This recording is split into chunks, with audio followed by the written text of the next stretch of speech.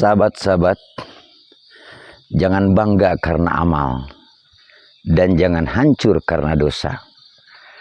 Karena yang menolong bukan amalmu, tapi Allah yang Maha Rahman dan Rahim. Jangan bersandar pada amal, tapi bersandarlah kepada Allah Subhanahu wa Ta'ala. Saudaraku, dalam perjalanan iman, terkadang kita merasa tenang karena banyak amal yang telah kita lakukan.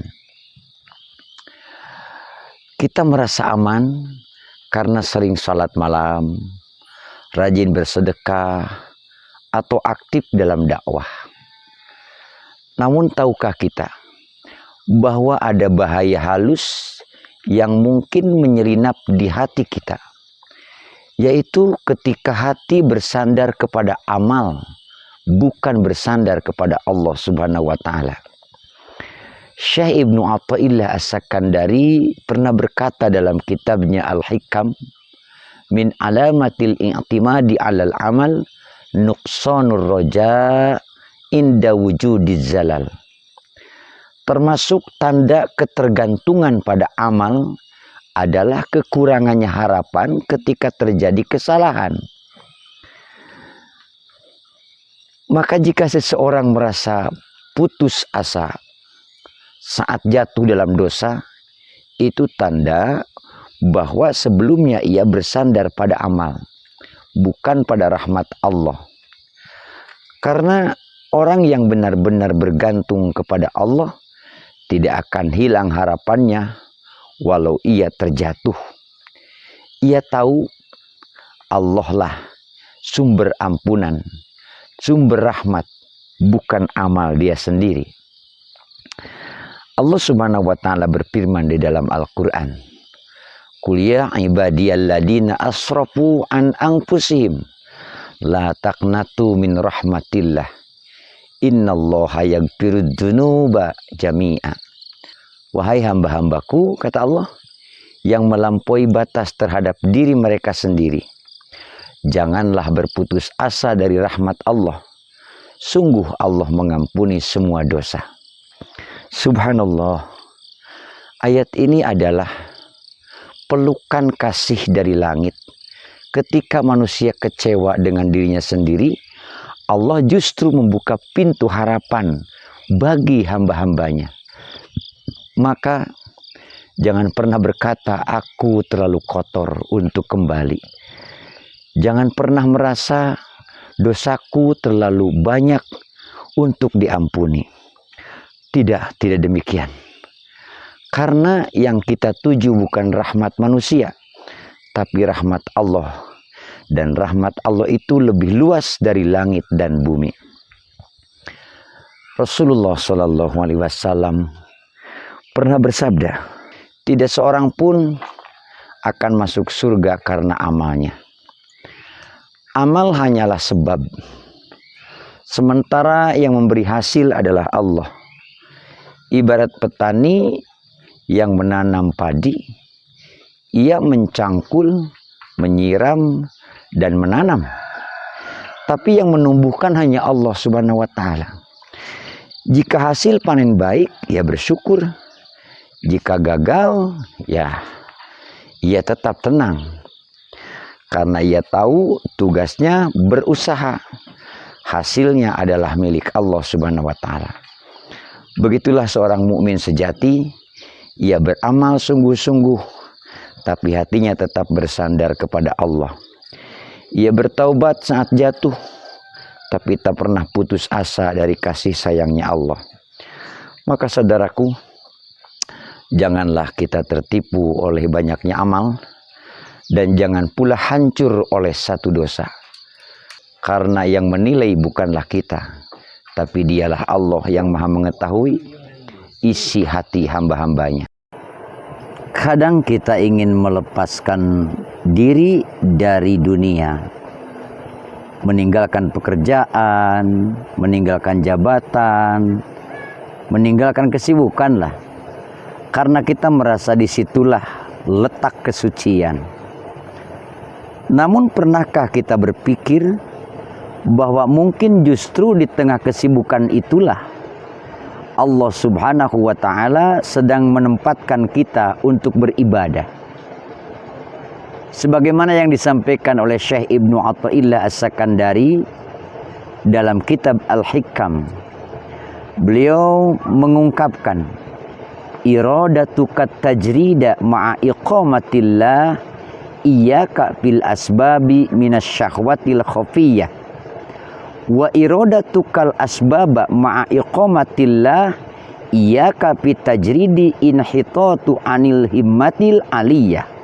Keinginanmu untuk bertajrid padahal Allah menempatkanmu dalam sebab-sebab itu adalah syahwat yang tersembunyi, dan keinginanmu pada sebab-sebab atau asbab padahal Allah menempatkanmu dalam tajrid itu juga tanda turunnya derajat spiritual.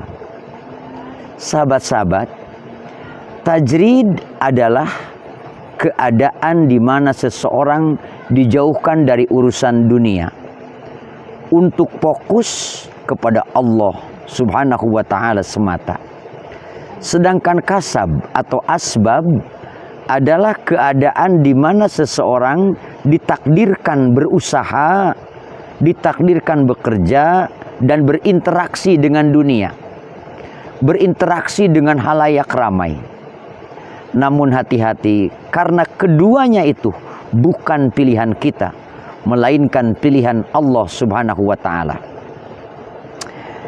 Bila Allah menempatkan kita di dunia usaha, di ladang kerja dan tanggung jawab, lalu kita ingin lari darinya demi terlihat suci, maka itu bukan kesolehan, itu syahwat yang tersembunyi. Sahabat, sebaliknya, jika Allah telah menenangkan langkah kita dalam ibadah, menjauhkan kita dari urusan dunia, dari hiruk pikuknya, namun kita justru ingin kembali mengejar hiruk pikuk dunia itu juga tanda menurunnya himmah, tanda turunnya semangat spiritual. Sahabat-sahabat yang dirahmati Allah, yang sejati bukan di mana kita ditempatkan, tapi bagaimana kita ridho dalam kehendak dan ketentuan Allah Azza wa Jalla. Bekerjalah jika Allah menempatkan kita di dunia usaha. Berzuhudlah jika Allah menempatkan kita dalam ketenangan ibadah tanpa berusaha. Sebab kemuliaan bukan pada apa yang kita pilih, melainkan pada seberapa dalam kita rela dengan pilihan yang Allah tentukan untuk kita. Saudara-saudaraku yang dirahmati Allah, semoga kita istiqomah dalam taat kepada Allah. Assalamualaikum warahmatullahi wabarakatuh.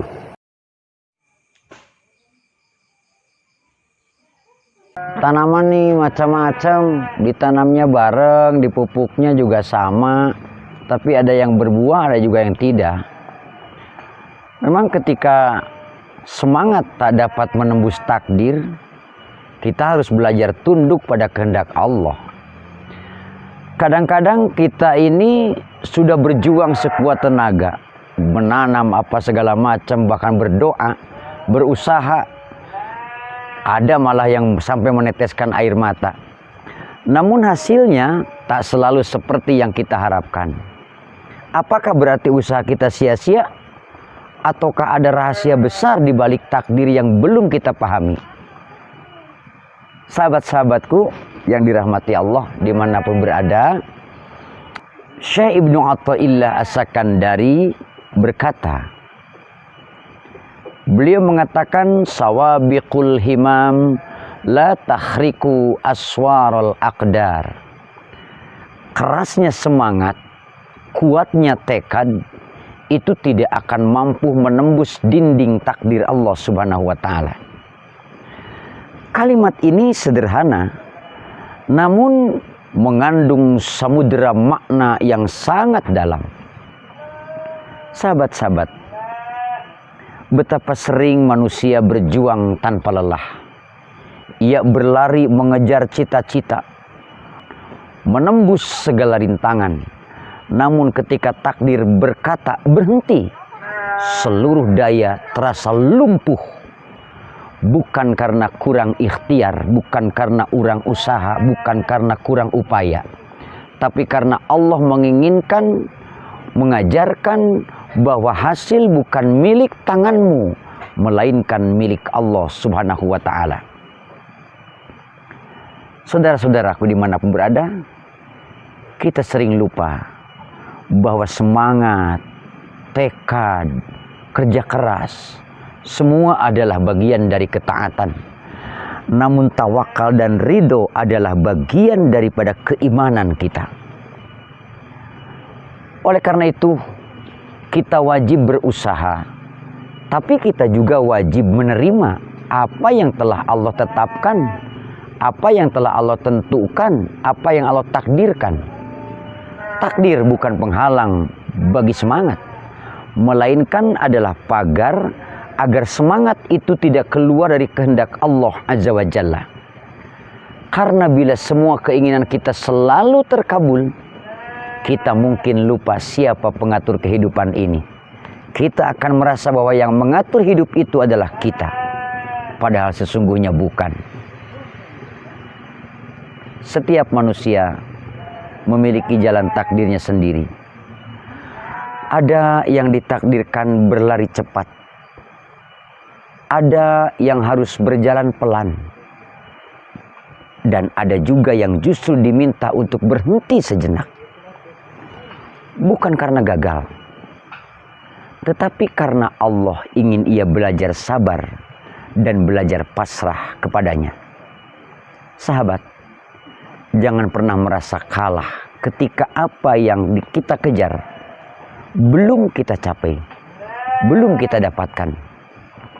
Mungkin Allah tidak memberi kita apa yang kita minta, karena Allah ingin memberi kita apa yang lebih kita butuhkan saat ini. Saudara-saudaraku, para sahabatku, dimanapun berada. Jadi, teruslah kita berjuang, tapi jangan sombong pada hasil.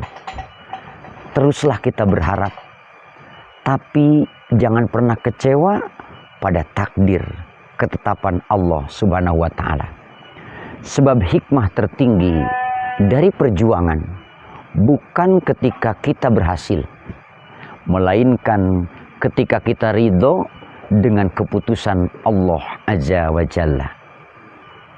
Saudara-saudaraku, dimanapun berada, semoga Allah Subhanahu wa ta'ala menjadikan kita sebagai hamba yang kuat berikhtiar, namun lembut hatinya dalam menerima takdir. Amin ya rabbal alamin. Begitulah pepohonan yang kami tanam. Ada yang sudah berbuah, ada yang belum. Bibitnya dibeli dari orang yang sama, waktunya sama, dipupuk juga bareng-bareng dengan jenis pupuk yang sama. Tapi ada yang sudah berbuah, ada juga yang terus sampai sekarang belum berbuah. Terima kasih. Wassalamualaikum warahmatullahi wabarakatuh.